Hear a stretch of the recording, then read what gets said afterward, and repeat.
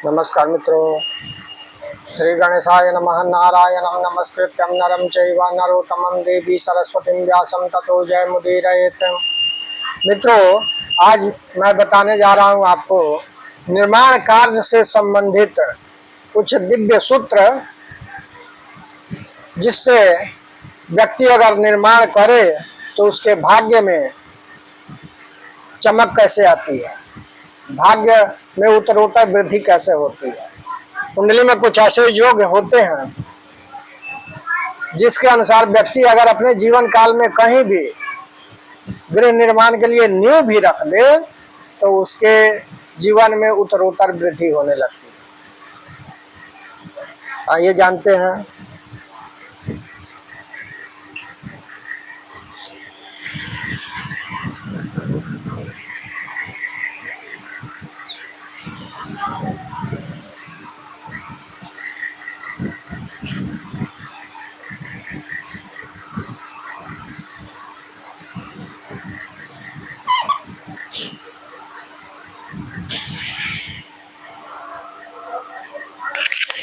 जन्म कुंडली के चौथे भाव पर शुभ ग्रह शुक्र, बुध, गुरु और चंद्रमा हो।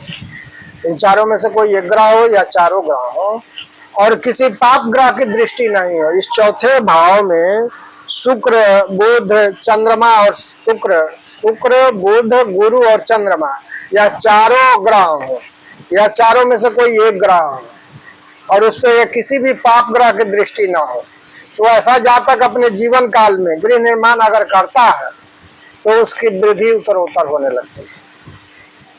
चौथे भाव का स्वामी 10वें भाव में हो और शुक्र गुरु से दृष्ट हो। चौथे भाव का स्वामी, इस भाव का स्वामी अगर 10वें भाव में चला गया और शुक्र और गुरु से दृष्ट हो तो ऐसा जातक भी गृह निर्माण अगर करता अपने जीवन काल में तो उसके व्यवसाय में दिनों दिन वृद्धि होने लगती है।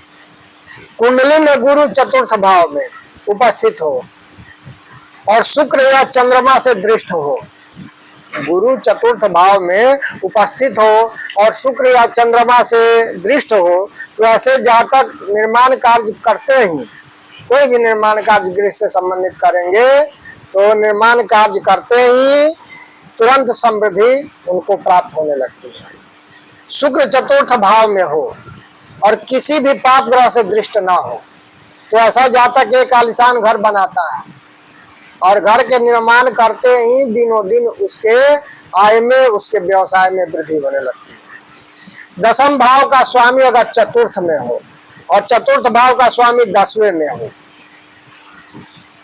ये परिवर्तन योग अगर होता है किसी भी जातक की कुंडली में, तब ऐसे जातक जीवन काल में निर्माण कार्य शुरू करते हैं और निर्माण कार्य शुरू करते ही उनके कैरियर में तेजी से वृद्धि होने लगती है। मंगल अगर चतुर्थ में हो और शुभ ग्रह से दृष्ट हो तो ऐसा जातक जैसे ही निर्माण कार्य शुरू करता है उसका विकास उत्तरोत्तर होना शुरू हो जाता है।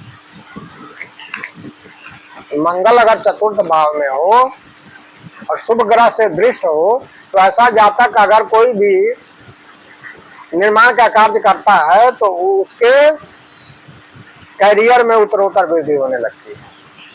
आगे चलते हैं। चंद्रमा चौथे भाव में हो और वो भी किसी तरह से पीड़ित ना हो, शुभ ग्रह से दृष्ट हो तो ऐसा जातक जैसे ही गृह निर्माण कार्य शुरू करता है उसके जीवन काल में सकारात्मक परिवर्तन शुरू होने लगते हैं। शुक्र चंद्रमा की युति अगर चतुर्थ भाव में हो, शुक्र और चंद्रमा इस चौथे भाव में अगर बैठे हो, तब भी ऐसा जातक ऊपर से अगर शुभ ग्रह की दृष्टि हो, चंद्रमा कृष्ण पक्ष का ना हो, तो ऐसे जातक गृह निर्माण कार्य शुरू करते हैं और शुरू करते हैं उनका विकास, उन्नति शुरू हो जाता है।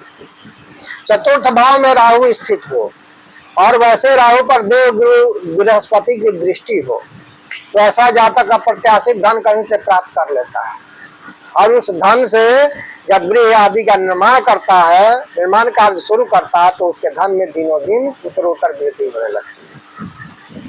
चतुर्थ पति नवम में बैठे हुए हो ऐसे चतुर्थेश पर शुभ ग्रह की दृष्टि हो तो भी जातक जैसे ही गृह निर्माण कार्य प्रारंभ करता है उसकी उत्तरोत्तर वृद्धि होने लगती है। तो मित्रों, या तो मैंने बताया कि गृह निर्माण करने से भाग्य में चमक और निखार कैसे प्राप्त होता है, तो देखिए आप अपनी भी कुंडली और देखिए कि क्या ऐसा योग आपकी कुंडली में लगा हुआ है।